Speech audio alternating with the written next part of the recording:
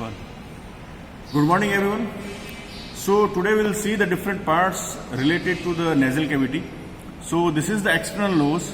This external nose showing the external nares, or we can say the nostrils. This is the dorsum of the nose, and this is the tip of the nose. The dorsum of the nose, it is partly bony. So these are the bones which are formed by the nasal process of the frontal bone as well as the nasal bone. Then second is the cartilages. The cartilages are superior and inferior nasal concha cartilage, the alar cartilage, and the septal cartilages. And this is the tip of the nose, which is basically formed by the fibrofatty tissue. So this is about the external nose. This whole of the nose, it is divided by a vertical partition. You can see here, this is a vertical partition into two parts, that is the two halves of the nasal cavity. So this is the one half, and another one is this half. Now we will see the different parts of each of the half. Each of the half, it have the roof. This is the roof. This is the floor. This is the roof. This is the floor.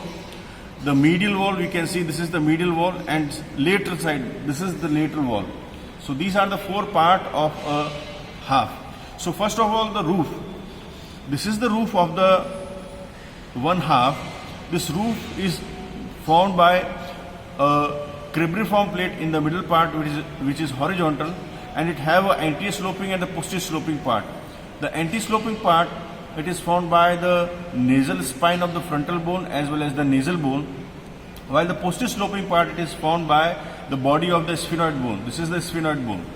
So this is the roof. The floor of the nasal cavity, the floor is formed by the horizontal plate of the palatine bone as well as the palatine process of the maxilla. So this is the palatine process of the maxilla, and this is the horizontal plate of the palatine bone. So this is the floor. Now we'll see the medial wall. This is the mid-sagittal section pass showing the nasal septum, which form the medial wall of the nasal cavity. This nasal septum, it is basically formed by the two bones, and these two bones are anterior superiorly. This is the perpendicular plate of the ethmoid bone.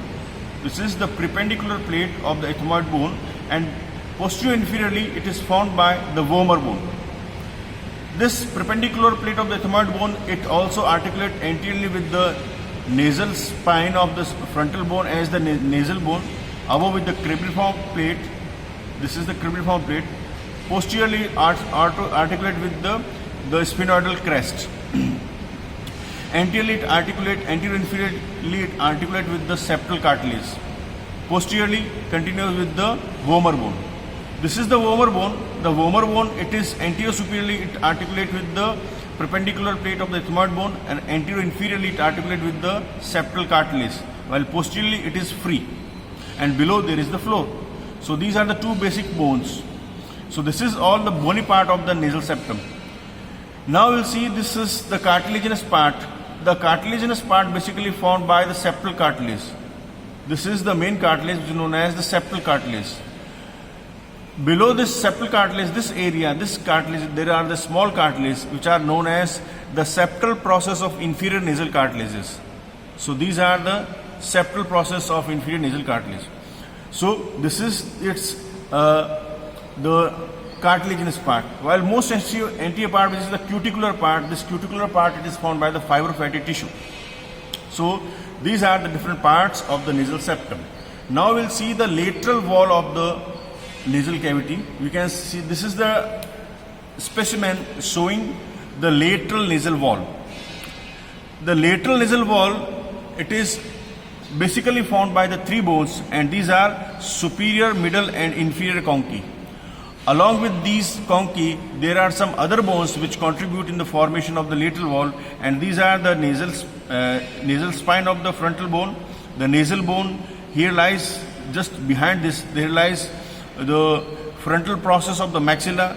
Behind this, there is a lacrimal bone and some of the other small bones. So these bones, they form the lateral wall of the nasal cavity. Now we'll whole of this lateral wall, it is divisible into three parts.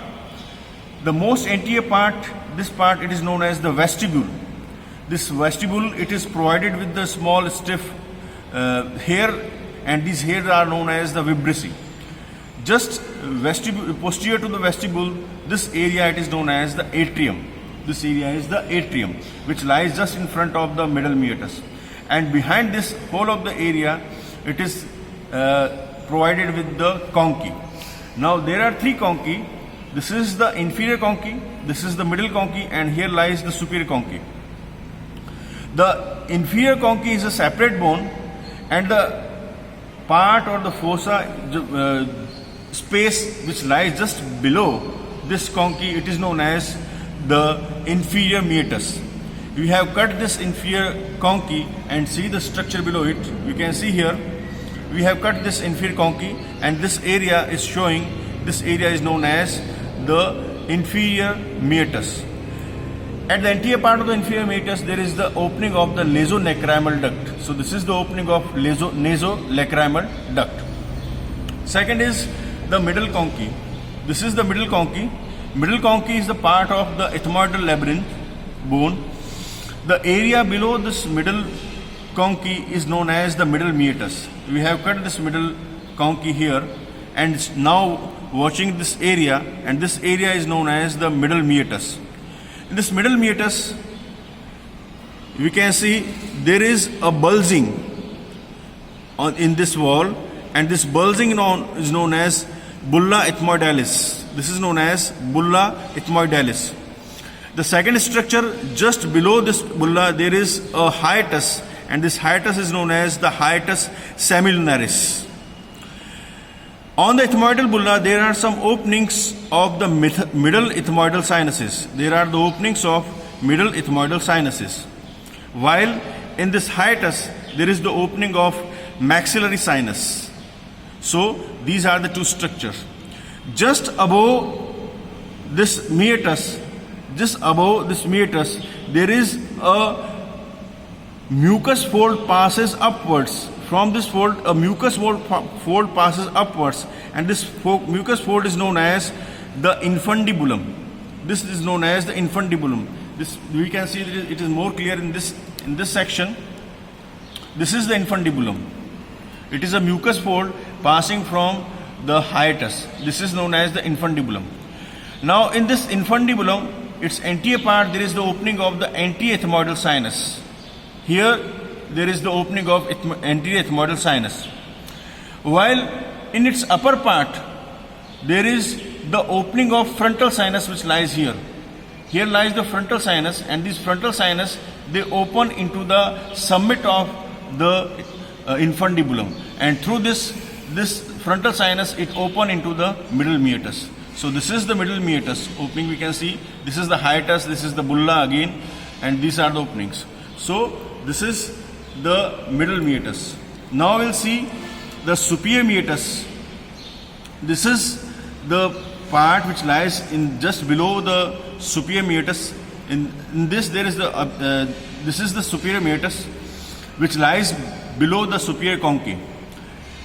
In the middle superior meatus, there is the openings of the posterior ethmoidal sinuses. Here there is the opening of posterior ethmoidal sinuses, and just behind this posterior ethmoidal sinus, this area is known as the sphenoethmoidal recess, where this sphenoidal sinus open through its foramen. We can see this is the sphenoidal sinus, and it is opening into this sphenoethmoidal recess. So these are the structures which can be seen in the lateral wall of the nose. So this is all about the nose.